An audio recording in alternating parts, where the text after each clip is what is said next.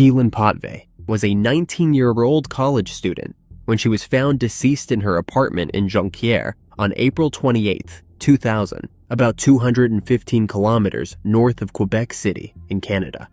Audrey St. Pierre said that she and Guylaine had spent the evening together prior to the demise, but had ended the night early to ensure they were ready to present a big project at school the next day.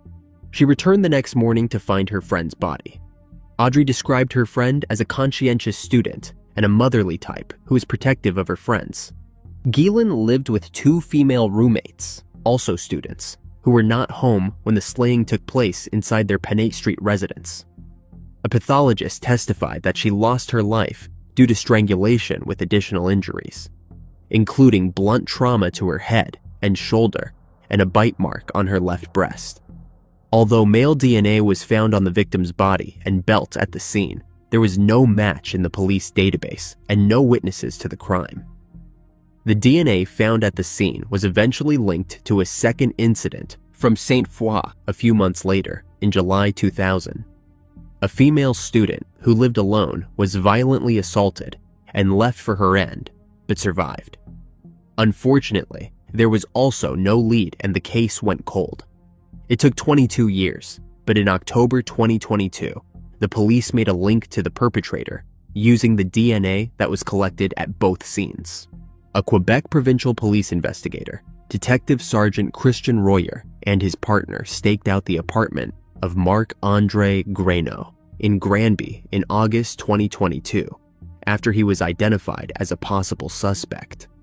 They saw him get into a passenger seat of a car with a woman outside of his apartment, and then they followed them. They then tracked them to a cinema where they bought tickets to the same film Graineau and his companion were watching.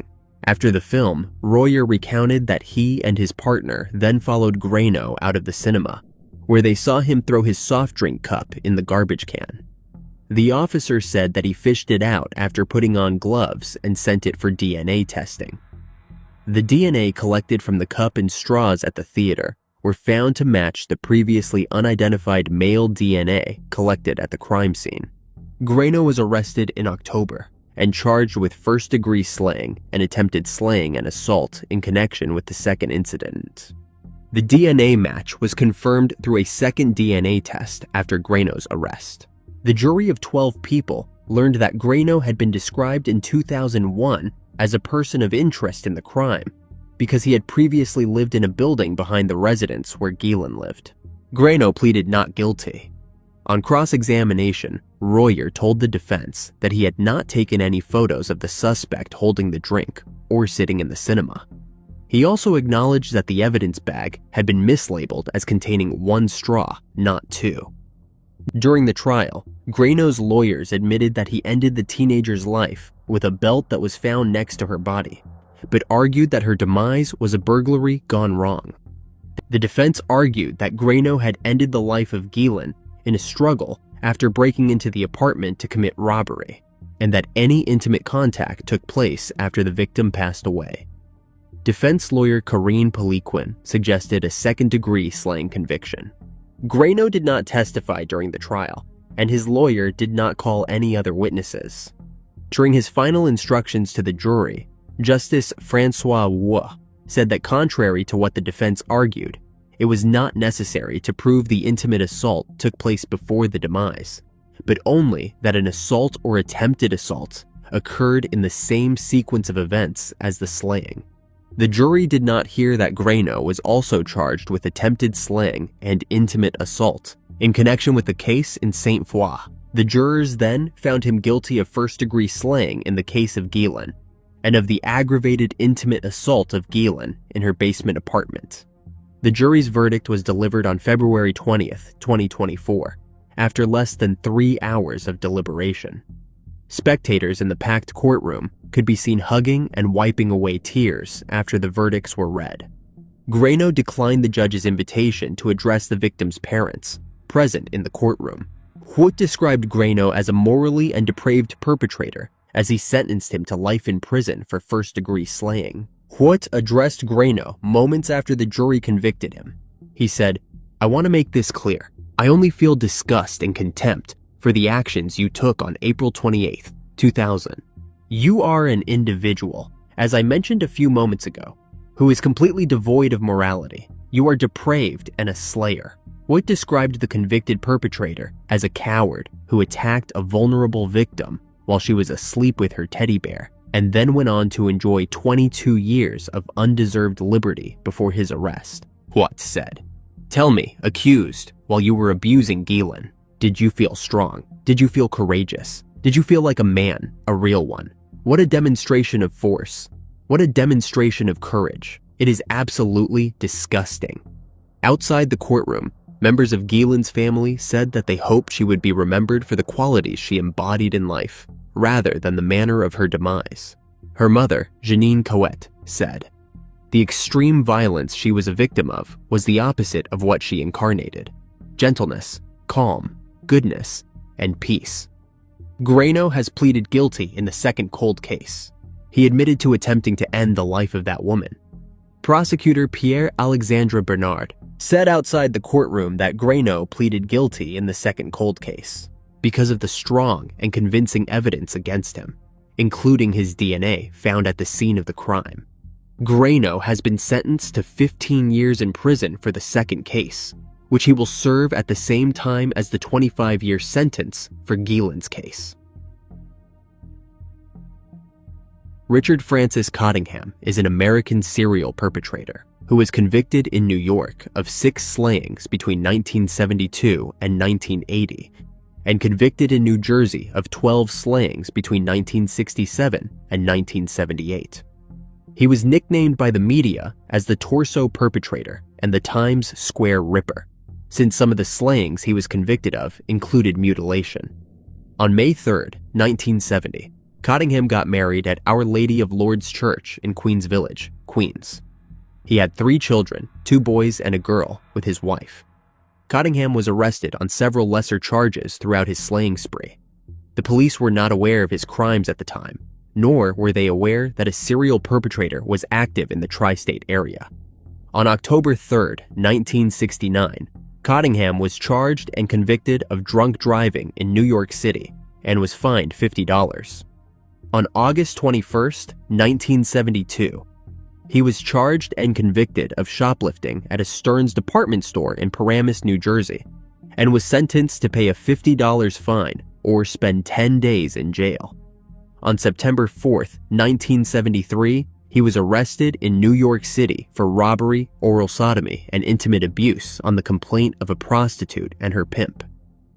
Neither complainant appeared in further proceedings, however, and the case was dismissed. On March 12, 1974, Cottingham was arrested in New York City for robbery and unlawful imprisonment on the complaint of another prostitute.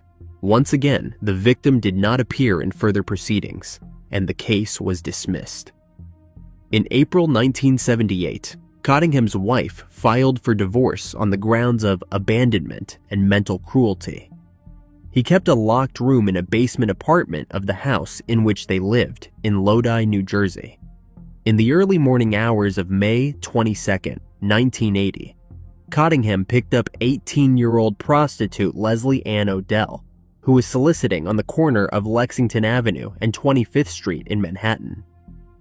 They checked into the Hasbrook Heights Quality Inn at room 117. Cottingham offered to give Leslie a massage, and she rolled onto her stomach. As he was straddling her back, he drew a knife and put it to her throat as he snapped a pair of handcuffs on her wrists. He began torturing her, nearly biting off one of her nipples. She later testified that he said, "You have to take it. The other girls did, you have to take it too. You are a lady of the night, and you have to be punished."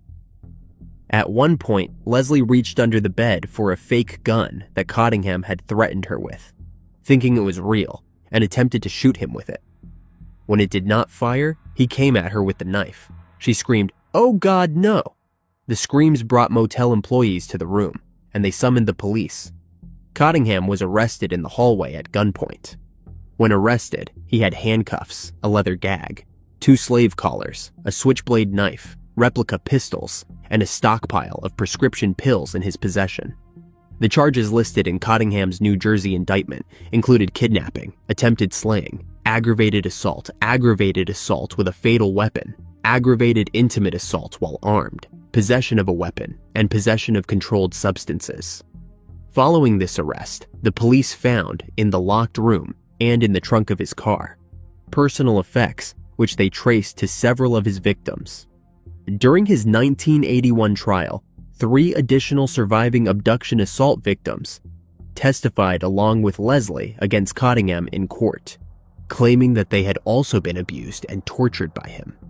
2 of the victims, Susan Geiger and Karen Schilt, identified Cottingham in a police lineup. He was ultimately convicted in the 3 cases of Susan, Leslie, and Karen, and he was acquitted in the other one of Pamela Wiesenfeld. 22-year-old pregnant waitress Karen Schilt met Cottingham at 9 p.m. on March 22, 1978. She had exited a 3rd Avenue bar and made her way back to her apartment when she was picked up by Cottingham and driven down Route 80 in New Jersey after being forced to ingest sleeping pills. She was discovered by a patrolman the next morning near the Ledgewood Terrace apartments in a parking lot, motionless. She had been assaulted by Cottingham, who abandoned her in a sewer, naked. 19-year-old prostitute Susan Geiger was approached and propositioned by Cottingham on the night of October 10, 1978, in Manhattan between Broadway and 7th Avenue on West 47th Street. Although Susan informed Cottingham that she had reservations for the remainder of the evening, she left him her contact information at the Alpine Hotel. The subsequent evening, Cottingham called her and asked her out for a date at midnight. He picked Susan up in his vehicle before plying her with a number of drinks filled with substances. Susan later woke up covered in her own blood in room 28 of the Airport Motel in South Hackensack, New Jersey. She had been tortured by Cottingham, who injured her body parts. In addition, he had beaten Susan multiple times with a garden hose and torn her gold earrings out of her ears. On May 12, 1980, prostitute Pamela Wiesenfeld was found beaten up in a parking lot in Teaneck, New Jersey. According to the police and medical reports, Pamela's attacker bit her multiple times. After meeting Cottingham, Pamela had been given illegal substances and was brutally beaten, suffering several injuries all over her body. After being found, Teaneck police took her to a hospital.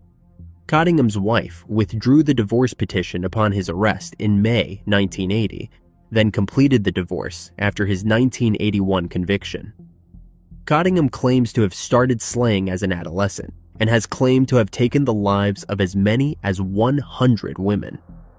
Cottingham often sought prostitutes in their late teens to mid-20s and is believed to have slain people in Florida, Connecticut, New York, Pennsylvania, New Jersey, and Baltimore. He would approach his victims in bars, give them substances, take them to a remote location, and would bind, gag, torture, and stab them before ending their lives by strangulation. He took trophies like jewelry and other personal items belonging to his victims.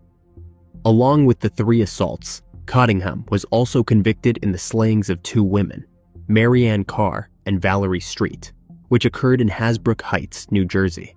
The body of 26-year-old X-ray technologist Mary Ann Marzie Carr was found at approximately 7 a.m. on the morning of December 16, 1977, between a parked van and a chain-link fence in Little Ferry, New Jersey. She was still wearing her white nurse's uniform, but her shoes were missing. She was last seen on December 15th in the parking lot of the Ledgewood Terrace apartments where Cottingham and his wife had previously resided. Cottingham kidnapped her from the apartment complex and took her to a Quality Inn in Hasbrook Heights, where he beat, bit, slashed, and assaulted her. She had been restrained and then strangled with a ligature. Afterwards, Cottingham dumped her in the parking lot of the Quality Inn, not far from the Ledgewood Terrace apartments. Mary Ann exhibited handcuff-related bruises on her wrists, ankles, as well as remnants of adhesive tape on her mouth. Cottingham was convicted of her slaying on October 12, 1982. On May 5, 1980, the body of 19-year-old Valerie Ann Street, a prostitute, was found by a motel worker at the same Quality Inn where Cottingham had dumped Mary Ann's body. Using an alias, Valerie checked into room 132 with Cottingham, who ended her life and then stuffed her body under the bed for housekeeping to find. The investigators discovered Valerie handcuffed and with 2 ligature marks on her throat.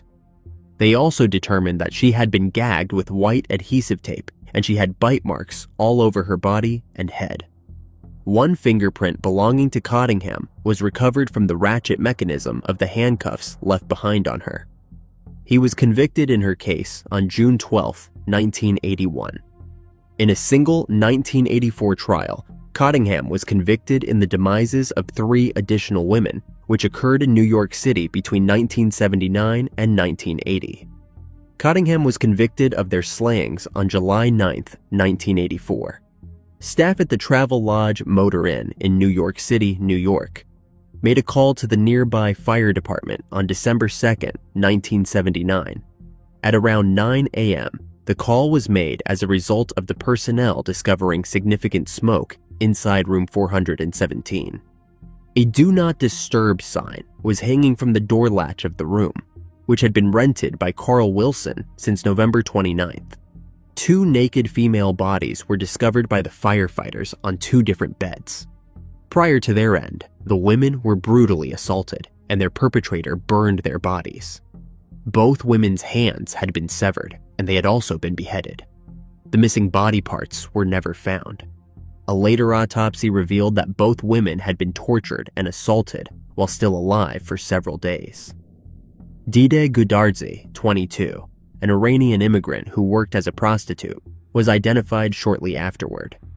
The other victim remains unidentified and is estimated to be aged between 16 and 22. She is referred to as Manhattan Jane Doe. In a 2009 interview, Cottingham admitted to the slayings and claimed that he severed the heads and hands of the victims to prevent their identification, as he was acquainted with Dida and had been seen with her in a bar the night before. 25-year-old Marianne Jean Rayner was discovered on May 15, 1980, at the Seville Hotel in New York City. The investigators discovered that her attacker had cut her throat. Her body had also been set on fire as part of the perpetrator's attempt to get rid of evidence. After his initial convictions, Cottingham pleaded his innocence and for decades insisted he had been framed, until admitting in 2009 that he had actually perpetrated the 5 slayings. In 2000, a detective in the Bergen County Prosecutor's Office, BCPO, Robert Anzalotti, was tasked with reviewing a series of cold cases from the 1960s and 1970s.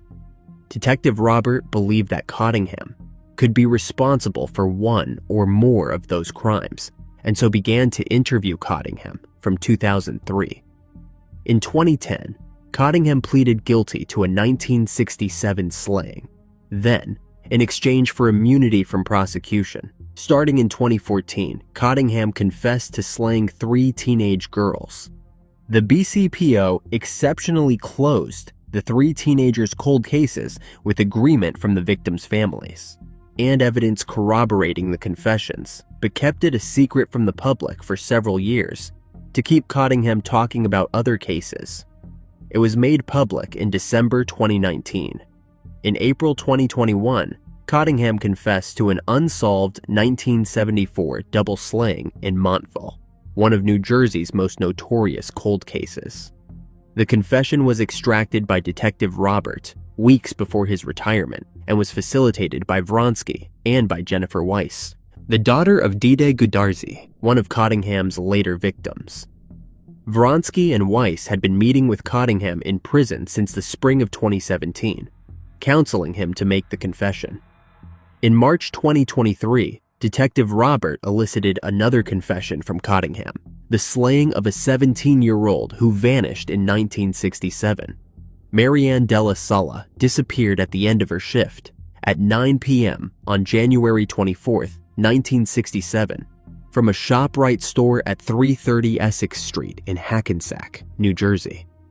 Her body was found 3 months later on April 20th in the Passaic River in Hawthorne, New Jersey.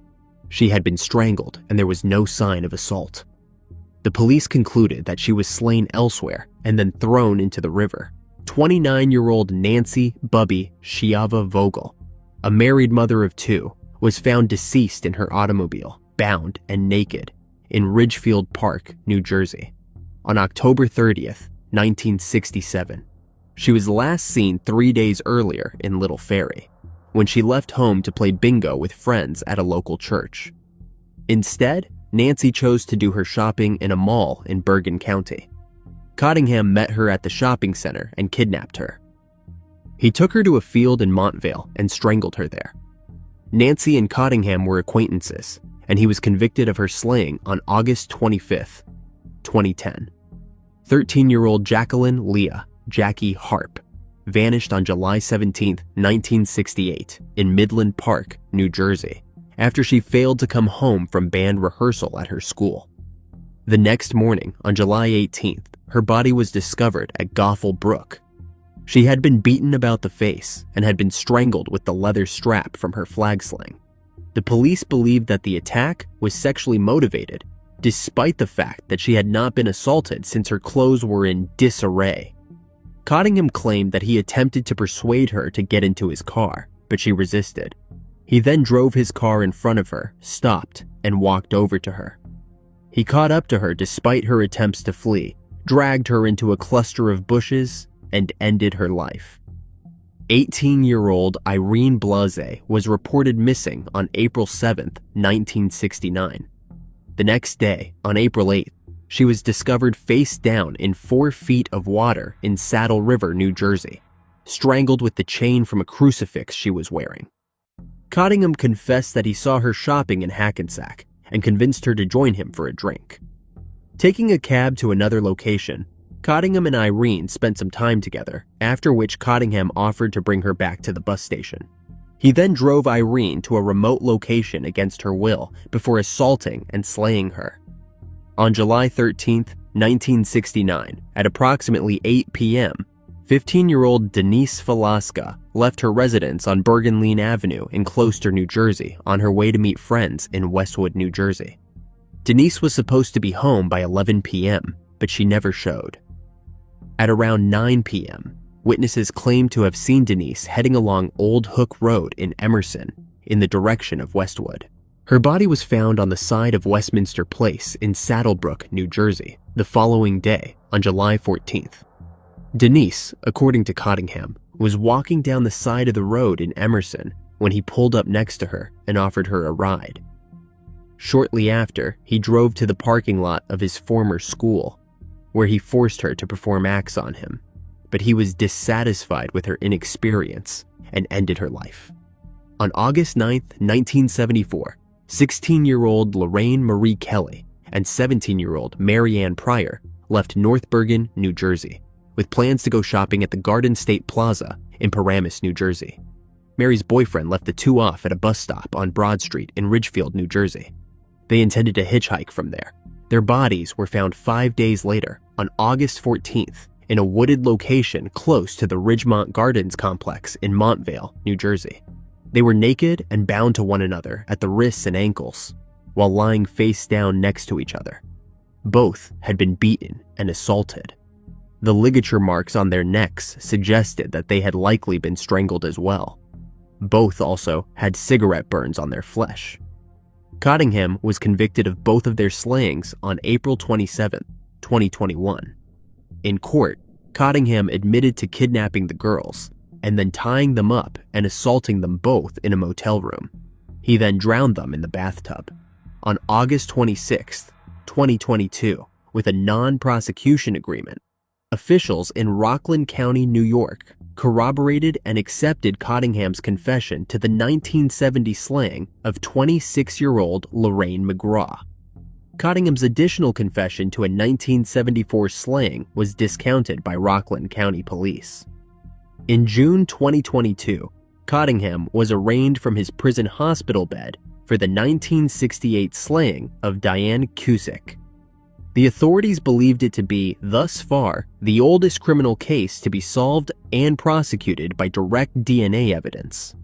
23-year-old Diane, a Long Island dance teacher, was found deceased on February 16, 1968, in the backseat of her car, a 1961 Plymouth Valiant, outside the Green Acres Mall in Valley Stream, New York. with adhesive tape around her mouth and neck. She had been beaten, assaulted, and strangled. Her hands had defense wounds. DNA from male DNA discovered at the crime scene was extracted, and it matched a sample retrieved from Cottingham. Near the Green Acres Mall, there was a drive-in theater that Cottingham frequently visited. The authorities believed that Cottingham approached her while pretending to be a mall security guard. He pleaded guilty in a court appearance on December 5, 2022, and also officially admitted to slaying 4 other women during 1972 and 1973 in Long Island, New York. Mary Beth Hines, Laverne Moy, Sheila Hyman, and Maria Emerita Rosado Nieves. On March 1, 1970, a group of hikers came across a young woman's naked body in the woods to the west of Tweed Boulevard in South Nyack, New York. The victim had marks around her neck, indicating that she had been strangled. The FBI identified her as Lorraine Montalvo McGraw, who lived in Long Island and had been missing since February 27. She had a history of illegal substances and prostitution offenses. Many of them were listed under false names. On August 26, 2022, Cottingham confessed to ending her life. The body of 21-year-old Mary Beth Hines was discovered on May 10, 1972, near a creek in Rockville Center, New York. She had cuts on her face and neck from being strangled. Mary, who experienced seizures and had been diagnosed with epilepsy, vanished on May 5th as she boarded a bus to travel to a nearby dance. He claimed to have thrown her body from Rockville Center's Peninsula Boulevard Bridge. 23-year-old Laverne Moy of St. Albans, Queens, was discovered in a Rockville Center creek on July 20th, 1972. Her life was ended by strangulation. Cottingham claimed that he had thrown her body off the same bridge where he had previously dumped Mary's body. Sheila Hyman, 33 years old, was found bludgeoned and fatally stabbed in her home in North Woodmere, New York, on July 20th, 1973. When her husband returned after a trip to a department store that morning, he discovered her body in the master bathroom. None of the rooms outside of the bathroom showed evidence of a struggle, and none of the neighbors reported anything strange around the time of her demise. 18-year-old Maria Emerita Rosado Nieves, a native of Puerto Rico, was found deceased in Wantagh, New York, on December 27, 1973. She was found strangled in a weeded area close to a bus stop on Ocean Parkway.